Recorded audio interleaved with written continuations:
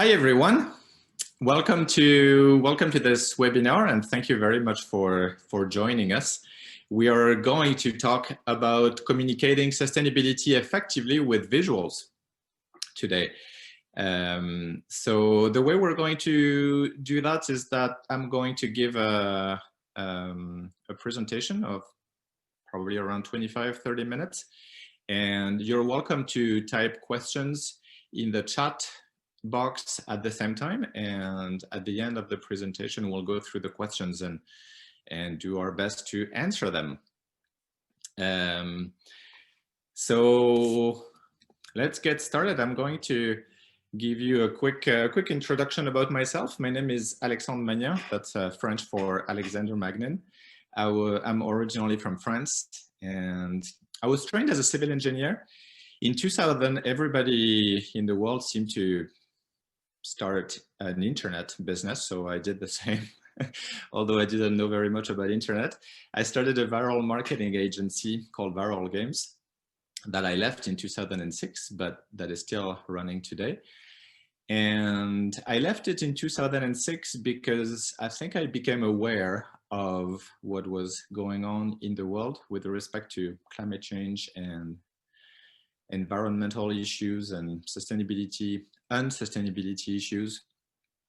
So I guess I wanted to become part of the solution as opposed to part of the problem. And because I didn't know much about sustainability, I went to Sweden for a year, which is a great place to learn about sustainability if you want to do that.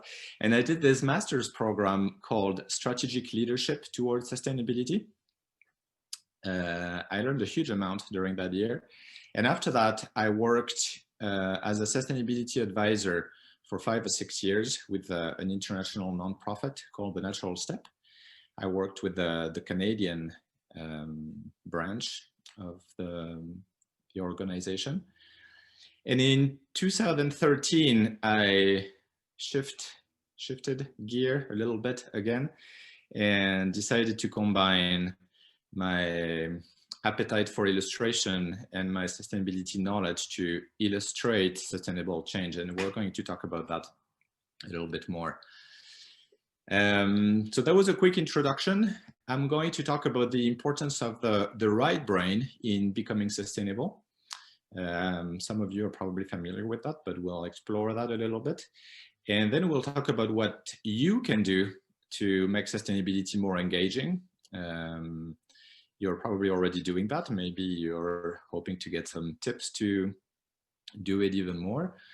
And after all that, like I said, we'll try and have a question and answers session. So again, you're welcome to post your questions in the chat box as they come up, and we'll go through them at the end as best as we can. So we all learn differently. There's different learning channels. Some of us, if we were all in a room together, I'll do a quick raise of hands, but some of us learn better visually. I do. Some of us learn better with audio. Some of us learn better with kinesthetic. That's a funky word for moving around. And at the end of the day, we all learn best with a combination of those three things. So today we can't do the kinesthetic, unfortunately. It's going to be mostly visual and audio. But when communicating in a workshop context or in a room, it's great to also use the kinesthetic. So the combination of the three is usually what works best, so you cover everybody in the room. And some of you are probably familiar with that already, but we have a left brain and a right brain that, according to research, do very well different things. So the left brain is very good at words, numbers, reading, writing, counting, analytical thinking, using logic to solve problems, and all of those things. Our right brain is better at holistic thinking. So having an idea of the end goal in mind, being creative, using one's intuition to solve a problem or to get through a workflow or a process. And again, I would love to do a raise of hands, but I guess that most of you in their first 15 years of education and schooling did a lot more of using their left brain than their right brain. And if not, you're a lucky person. But I know for myself, I spent a lot of time at school learning how to read and count and write and use analytical thinking and all of the things. That's maybe the result of being trained as an engineer as well. But so anyway, all this to say, the education system is very much focused on teaching kids and youth how to use their left brain, and maybe not as much their right brain. So I'm gonna bust a myth right away here.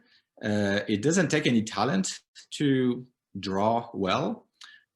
We're taught that it does, but really, if you spend as much time learning how to draw as you have learning how to count and read and write and all of those things, you will end up drawing really well. It's just one of those things, when you spend a lot of time doing it, you become good at it, but it takes a lot of work. And there is this book to connect the dots between drawing and the right side of the brain. That's called Drawing on the Right Side of the Brain. If you want to learn how to draw, this is my best recommendation for you. So what do we mean by this right brain? Even if we spend more time using our left brain, you still have some experience being in touch with your right brain. And something that we all, if you drive, if you don't, I'll try and find a better example. But if you driving for a long time by yourself at night, you get this feeling of your right brain. It's this feeling of losing the sense of time, or people call that sometimes being in their bubble or something like that. So this is when you're really in touch with your right brain. And some of you who paint or play music are probably familiar with being in the zone of the right brain like that. And I don't know, I painted my living room last week. When you paint your living room for several hours, you get in the zone at some point. So that's, for those of you who are not very familiar, that's when you're in touch with your right brain. And you definitely lose the sense of time when you do that. So essentially, someone can tell you with words and numbers and a lot of good data what the Sistine Chapel looks like and how wonderful it is. But truly, the only way to experience it is to be in there and feel it for yourself. And to take a music example, I guess it's the same with the Vivaldi's Four Seasons. Like, someone could tell you and explain to you again with the left brain, with words and numbers and all that, how it feels to listen to the Four Seasons. But truly, you will experience it better yourself if you put a good pair of headphones on and listen to it for yourself. And Albert Einstein said a lot of very smart things during his lifetime, but one of them was this quote that really made me think about the way we're trying to address sustainability. He said, "We cannot solve our problems with the same kind of thinking we used when we created them." And I feel like this connects the dots between this right brain, left brain thing and the sustainability problems that we're facing. And I guess my quote, not being as good as Einstein's obviously, would be, I don't think we can solve our sustainability problems using only our left brain, because I would argue that it's in good part what brought us there. And I think for all the technology and all the great things that we can create with our left brain, I think that we would be better served as a human race to also use, not only, but to also use our right brain to try and solve our sustainability problems. So essentially, that's what happened to me in 2013 when I was saying, introducing myself at the beginning, that I switched from being a sustainability advisor, essentially a consultant, working with businesses and communities. When I tried to combine this set of skills with the illustration and right brain side of things. So on this slide, you can see a big photo of what one of my workshop looked like. That was in Montreal with a company called Pratt & Whitney, Canada. So we were doing workshops with employees to help them to teach them some sustainability tools, and also to help them come up with a strategic plan for their business and action plans and all of those things. And that's when I tried to combine all of this with the drawings side of things. So essentially, I've always wanted to create a whiteboard video. I can't really show you one now, but a lot of you are probably very familiar with that already. It's those hand-drawn speed drawing videos that became famous, I guess, 10 years ago. And that I think are great to explain complex things and processes. And essentially what I did is I took the presentation that for a lot of my workshop participants was the highlight of their day or their 2 days, when we would ask them at the end of day 2 what their highlight was of the entire workshop. A lot of the time they would say, it's how you presented, how you explained what sustainability is about yesterday morning. So I tried to do this presentation that was probably 20 or 30 minutes into a 7-minute video. And so the very first video I created is actually the one that you see the drawings of on the screen right now. And essentially it connects the natural cycles with how we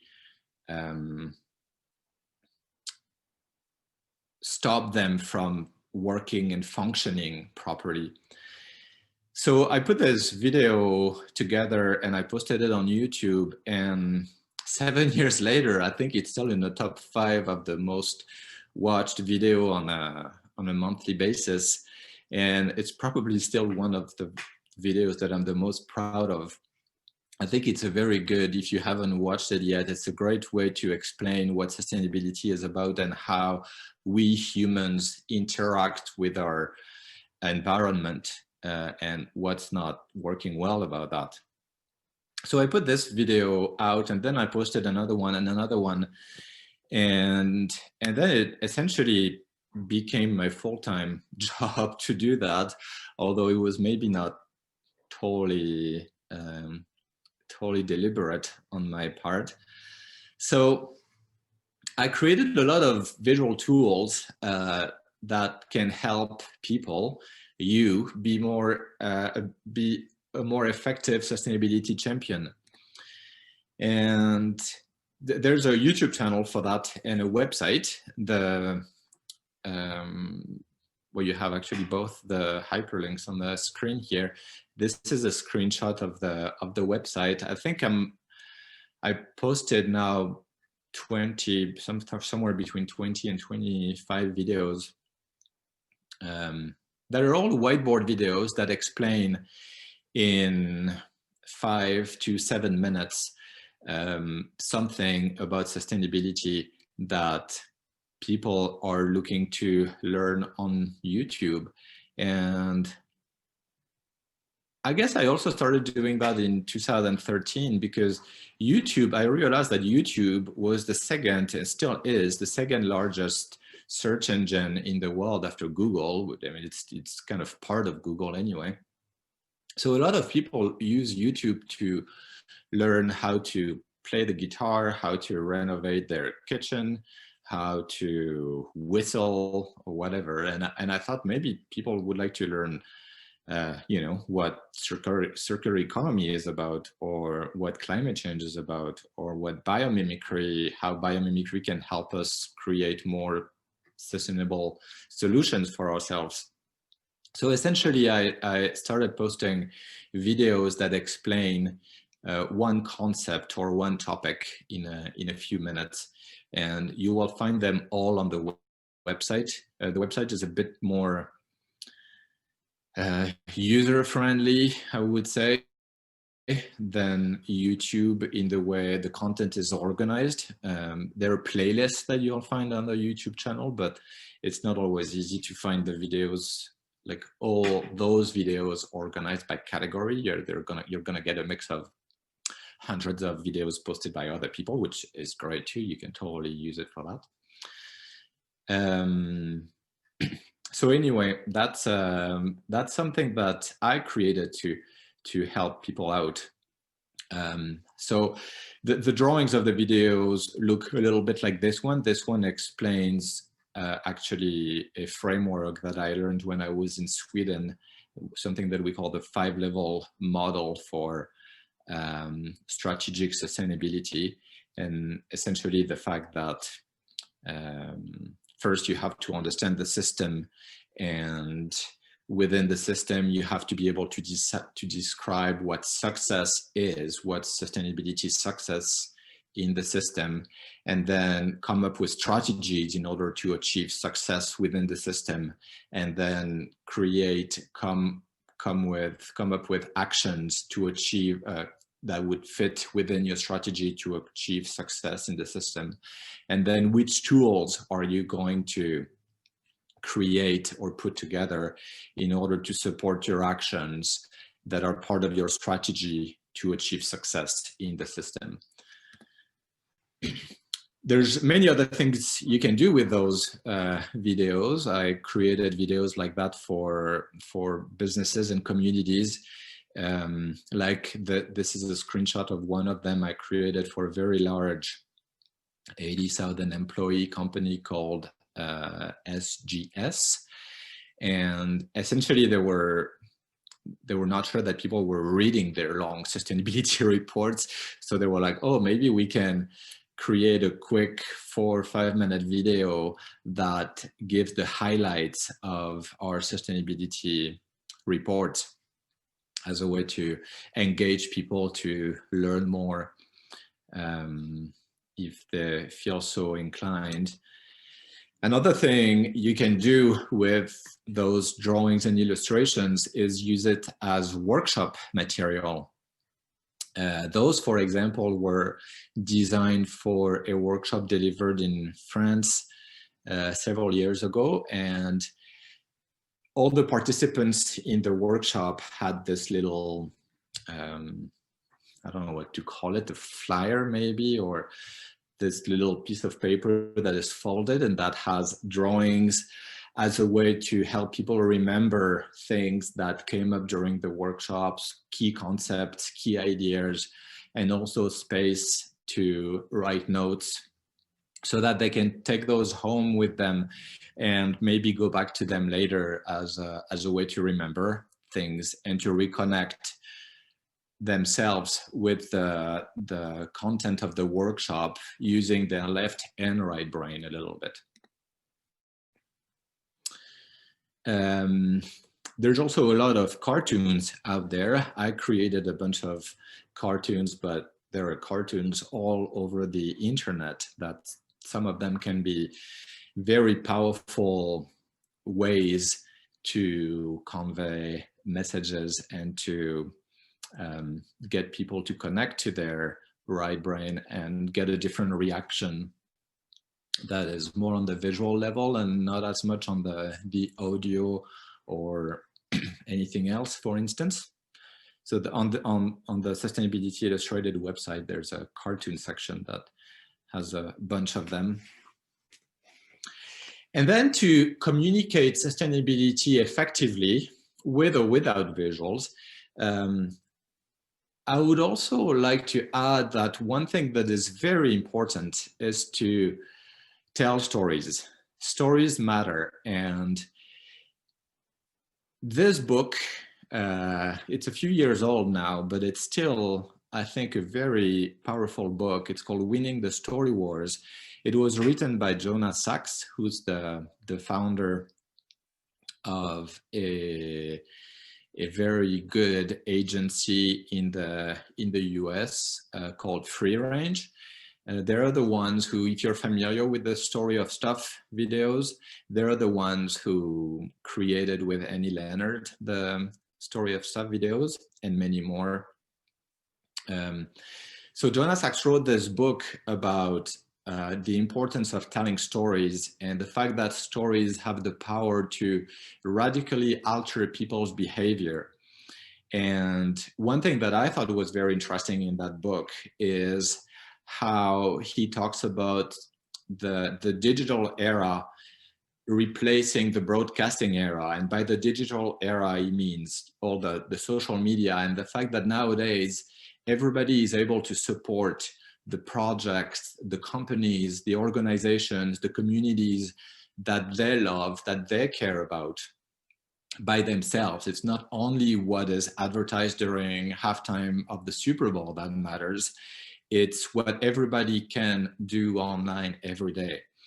And the message in this book is what he calls tell the truth, be interesting, and live the truth. It's about what the Story of Stuff does very well, what Annie Leonard did very well with the Story of Stuff. It's about telling her truth in a very interesting and engaging way. And people buy into that because it's her truth. And when it helps them, it helps everybody connect with her and feel part of a tribe or a community. And I think this comes with the telling good stories. And another tip that is given in this book is to use your customer as the hero. Make sure that your customer is the hero of whatever you're trying to achieve. And he's suggesting to use I'm going to switch slide here quickly, to use the hero's journey as a way to make your customer the hero of your story. And one way to do that is to have your product being the gift, you know, the lightsaber. If you look at StarCraft, for instance, Star Wars. And so the hero's journey can be a very powerful way of telling the story in a way that tell the truth, that is interesting, and that can show your audience that you're living the truth, your truth, and maybe one that they want to join and be part of.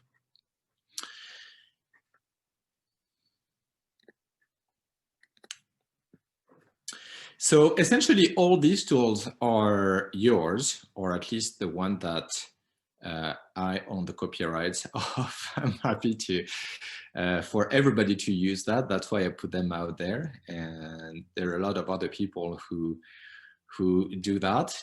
And I guess my question to you would be, what do you want to do with these tools? And what other tools, maybe it's another question, what other tools do you think would be useful to communicate sustainability more effectively than we have? So here are the links from the things that I mentioned so far. So the Sustainability Illustrated website and YouTube channel, and the other one is my personal website and phone number.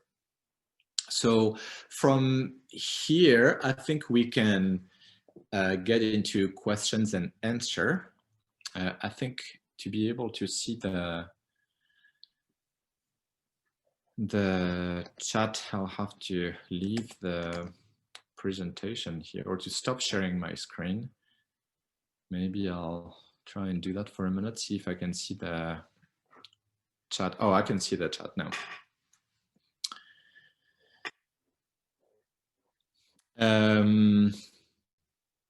So one question in the chat is, which programs do you use? So I guess that's a question about how I create the videos.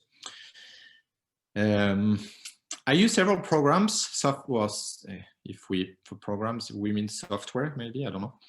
Feel free to clarify the question, Maria, if I get it wrong. But I use several software to create the videos and the drawings. I use Photoshop to draw.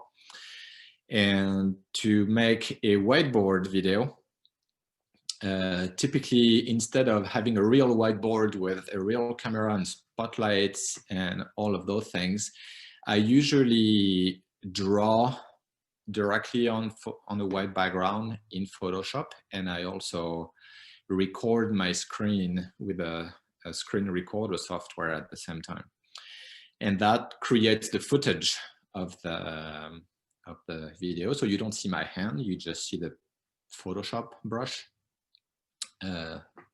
drawing on the screen.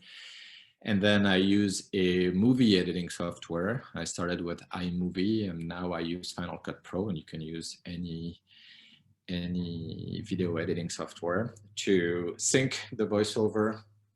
I recorded the voiceover before doing that, to sync the voiceover with the drawing. So essentially accelerating the drawings and adding music and sound effects and text or the rest of it, whatever is involved. What I don't use, in case that's what was behind the question, is automatic whiteboard video making software. So those are software who you give them images and they fake a hand drawing the images that you give them. They can work really well. I've seen a lot of very good videos with that, but they don't work very well for me because all my drawings are my original drawings and I like doing them. So I can't think of what they're called right now, but if you search in any good search engine, except Google, including Google, but don't use it, something like whiteboard video software, you'll find a bunch of them. And they come up with image banks as well. So there's already a lot of images in there if you're not drawing them yourself. The drawback of that is that I think there's a power in having your own drawings and actually thinking of what you want to draw or what would be a good drawing for whatever you're explaining. When picking images, and I've done that myself in the past, when picking images in a bank, it's very easy to get drawings that are quite generic and that don't necessarily use all the power that a drawing could have. Your videos are very simple to learn sustainability. What is your strategy to do that? Yeah, I wish I had a strategy. I don't think I really have a strategy to do that. Essentially, the first 10 or 15 videos that I did were fairly easy to do because they were coming from what I have learned in my sustainability training and my years of consulting with businesses and communities. So I essentially created videos of the things that I have seen people enjoy learning about and in ways that I had already practiced explaining in a workshop context. So essentially I would create a video by thinking about how I would present that to a group of people in a workshop and try and compress that in 5 or 6 minutes. To make them very simple, I think it takes knowing the subject really well. So it always takes knowing a subject really well to make it simple for people, because you have to be able to make it short and concise. to do that.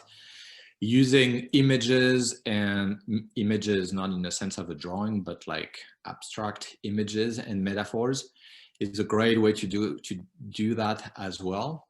Every time you can connect what you're trying to explain and communicate to something that people already experience or have experienced in their own life, like, you know, earlier when I was talking about driving at night in your car, that kind of thing.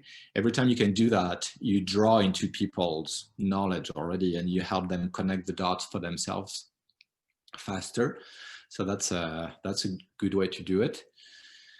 I also I spend quite a lot of time thinking about the best drawings and images that will work, and a lot of the time trying to not use, when I'm explaining something, not using, it's a bit abstract the way I'm explaining it right now, but not using the literal drawing of what I'm talking about, but maybe using a drawing that is slightly different and that is going to suggest something else into people's mind as I'm explaining whatever I'm explaining. Because if your drawing is exactly what you're saying, or say even if there's a text saying exactly what you're saying and the drawing saying exactly the same thing again, it's redundant, and you don't use as much as you could the power of combining audio and visual. So I think sometimes you have to make sure that the drawing doesn't say what the audio says, and vice versa. And that's also why you can make these videos shorter and denser, because you don't have to explain everything. Your words don't have to say everything, because your drawings are going to say something else simultaneously, for instance. So that's what I try to keep in mind when I create these videos. I'm trying to not be redundant and use the two learning ways, audio and visuals, as complementary, as opposed to having them do exactly the same thing.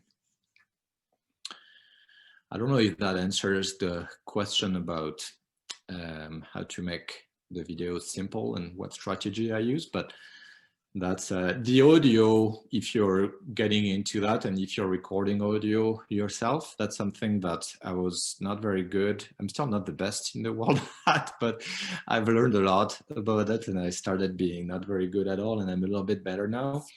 But the voiceover is very important as well, and making a point of speaking sentences that end on a low note and articulating well and all of those things. When I watch my old videos, I'm painfully aware of the fact that I could have done that much better, and I think I am a little bit now. How much time do you need to make one video? I think it's a lot of hours. Yes, it is a lot of hours. Again, it is and it isn't. It depends on, first, it depends on how much time you take to do the script. Like I was talking about, the very first video that I posted, that is this definition of sustainability that my workshop participants enjoyed a lot. This one, I wrote the script in 20 minutes because I had done that presentation probably 100 times already. So I knew exactly what I was going to say. So that was quick. I just said it in a slightly different and more compact way. When I posted a video on connecting the dots between sustainability and the environment and climate change a few months ago, this took me a lot of hours to write the script, because I had to do a lot of research to make sure I was covering as much ground as I possibly could. I read a lot of, it was fascinating because I read a lot of very interesting articles that had been posted on the subject. So the script can be very time consuming if you have to do a lot of research, and it's always the first step to create one of those videos. So that's that. For the drawing part, if you draw very quickly, it's obviously much faster than if you don't. So I think my drawings don't take as much time now that they did 7 years ago, because I've created a lot of them and I'm more used to them. I don't know. I would say if I was going to, maybe I can use like the circular economy video that I posted earlier this year. That's quite a popular one. It explains circular economy in 5 minutes. I think I must have done in probably 4 or 5 days, everything like man-hour days. So probably, you know, something around 30 hours of work, maybe. So again, it depends on the video. It would always be at least 20 hours of work. It can be a lot more depending on, and it depends on the duration of the video. Obviously, I didn't bring that up, but those videos are very drawing intensive. There's several hours of drawings before acceleration in the video. So there's a lot of time drawing, like first drawing the storyboards, like doing all the sketches to get the ideas, and then recording. Like I said earlier, once I have all the sketches, then I record the video. Well, I record all the drawings while filming myself, and this takes, again, a few hours. So yeah, it's a fairly time-consuming process. And again, I think it's important to remember that these videos are very good for explaining some things, such as processes, complex things, things that triggering people's right brain, as in addition to the left, is very good for. If you're trying to produce a video that I call speaks to the heart, that is more emotional and all that, I would argue that those whiteboards drawing videos are maybe not the best. I would probably, and I've said that to many people in the past, like sometimes it's better to have, you know, slow motion footage of kids running on in a field with romantic music if you want to really get people's heart and emotions engaged. But when you're trying to explain something that's a bit complicated to explain with words, then those drawings become very powerful. I hope I answered that a little bit. Any tips for choosing between a cartoon, 2D static, and a video according to the message? Yes. I think I started doing cartoons at one point because I didn't have time to produce videos to post on YouTube, and I wanted to keep posting free stuff on YouTube and on my website. So I was like, oh, whatever, I'm gonna do cartoons. And then I realized how hard it is to do a cartoon that conveys something powerful in one image. I had absolutely no idea and no background whatsoever on this, and I failed miserably at most of my cartoons. There's 3 or 4 that are pretty good, but the other ones I think could take a lot more work. Yeah, I try to think of a cartoon as typically something that you see in the newspaper that is one image and that makes you go, wow, like that is really provocative, aggressive, and that's really in your face to convey one particular message in a very powerful way. And I think having done cartoons that were trying to do something else, that's when I failed. Now, if I had to do cartoons again, I think I would do in a cartoon only something that I don't know if I don't have a good one in mind here. There's one that one of the first ones I did, I still enjoy. It's a split screen between, it's a quote from Catherine Hayhoe, who's a climate scientist. And she says that laws of nature don't care whether you believe in them or not. So the drawing on the left-hand side is hands dropping from a branch, and the drawing on the right-hand side is a climate change, kind of hurricane, stormy drawing, just to suggest that. But again, it's not necessarily, I think if I was to do that again, I would probably do a 1-minute video instead of a cartoon for that. I think if you want to do a cartoon, you need a good cartoonist, and I'm not one of them. And I recognize well now when I see a good cartoonist, because I've tried it myself and found it very hard. So a lot of the time I look for cartoons, to be honest with you, unless I have a really good idea myself. I look for cartoons on a search engine. So that's all the questions I have in the chat here. If we can wait another minute or two, if anybody wants to post another question. We still have, I think we have until the top of the hour if we want to. If not, we might drop before that. Any particular sources of inspiration? Yes, that's a good question.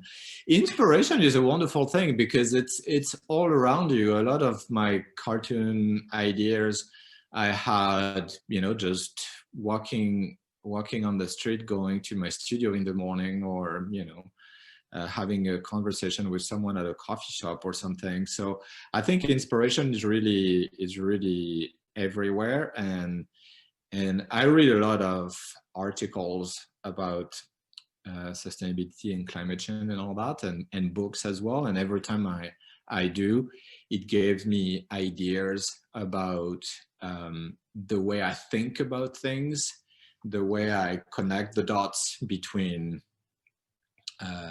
ecology, environment, climate change, plastics, like all the problems that the world is facing right now. And it helps me connect the dots and writing them down and trying to condense them into a drawing or a scene of a video that is going to be part of a larger video.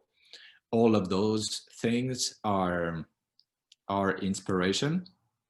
But again, inspiration is, I did one cartoon one day that is a person sitting on their car with a lot of gear around them, like, all their lawnmower and their weed eater and their car and their motorbike and their trampoline for the kids and all of those things, and their laptop and cell phone and all that.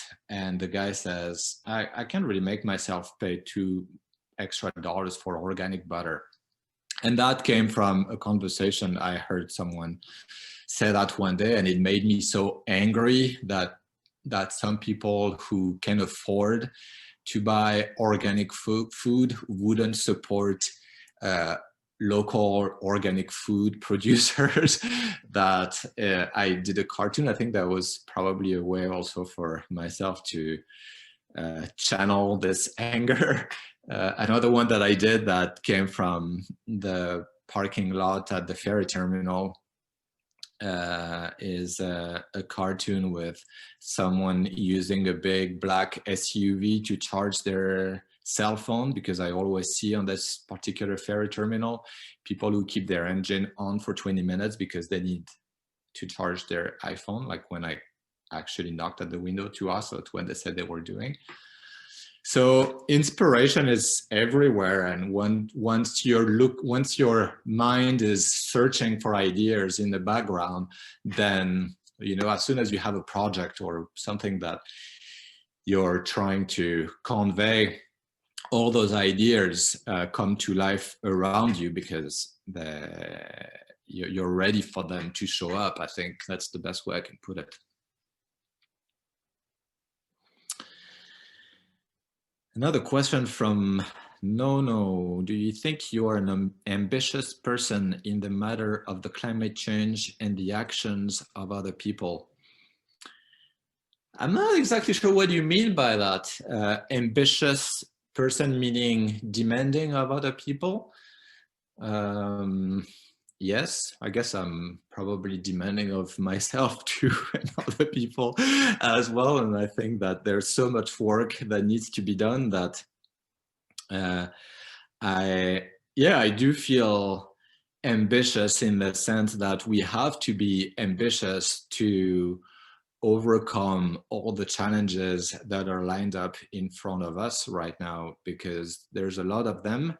We're running out of time for a lot of them, and there's really no time to wait until tomorrow or the day after. Everything has to be addressed like right now. So yes, I think I'm ambitious in the sense that I'm putting all the energy and time and money I have available to get this done. And yeah, and I think, you know, it's that thing about nobody wakes up in the morning to trash the world. I think we all want to fix all those problems, but still we sometimes, and I can speak for myself first, sometimes we need to be reminded that we need to put the work into it, and it's easy to sometimes drift and get tired of it. And when I see activists like David Suzuki and many others who have been doing that for 40 years, or more probably, actually, as I think of it, I find that very impressive, because it is hard to do that every day, every month, every year, all the time. It's a lot of work, but still we need to do it. So I don't know if that, let me know if that answers exactly what your question was, but I did my best there. There's another question. Do you think the schools have to change the way we learn about these issues? Yes, definitely. I mean, I think it should be in all the curriculum for sure. And it's starting to be. I mean, it's shown very much over the past 5 or 10 years that all the things are addressed at school. The scary part is how they're addressed. Sometimes not in the best way, and not always by people who are trained for that and who have the right knowledge on this particular topic.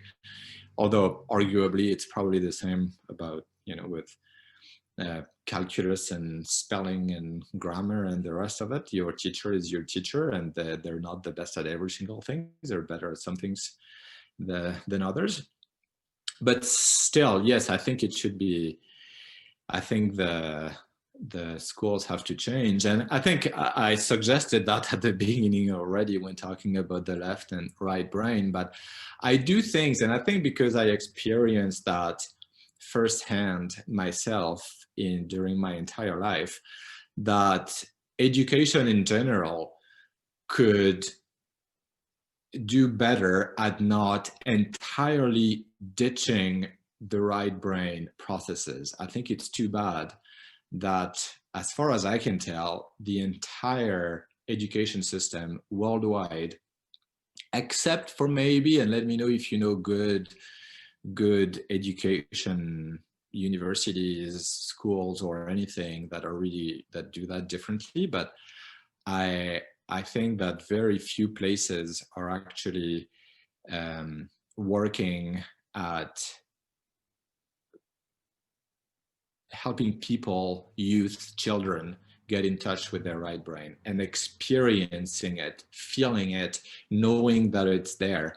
And the drawing, that the reason why I mentioned the book at the beginning, Drawing on the Right Side of the Brain, is because all of us draw from, I don't know, 2 to 7 years old, and between 7 and 9, except for a very small percentage of the population, all kids between 7 and 9-year-old decide that they're not good at drawing anymore. It always happens at the same time.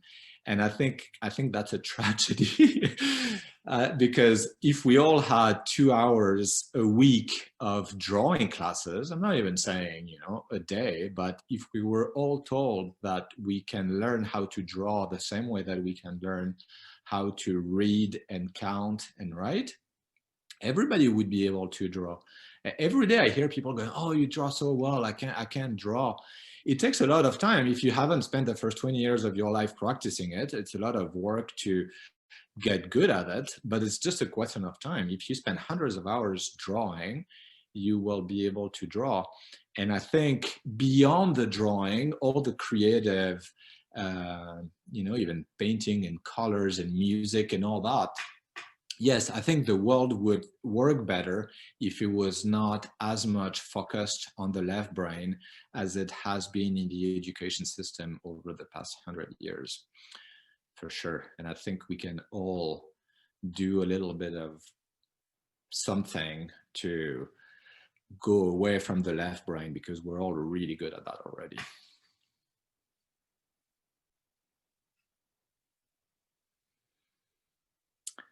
That's all the questions I have right now. We're almost at the top of the hour anyway.